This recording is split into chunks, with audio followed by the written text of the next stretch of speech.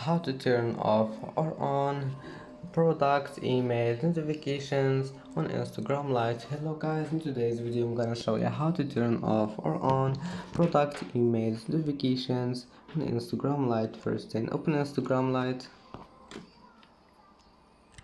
and now click here on your profile and then click the storylines in the top corner, and here you will find settings. Click on it and then click notifications, and here you will find email notifications. Click on it and scroll down until you find product emails. Here now only to do you can turn it off or on just by one click, and that's it. And that's it for today's video. Don't forget like and don't forget subscribe, and thank you for watching this video until the end, and see you in the next video.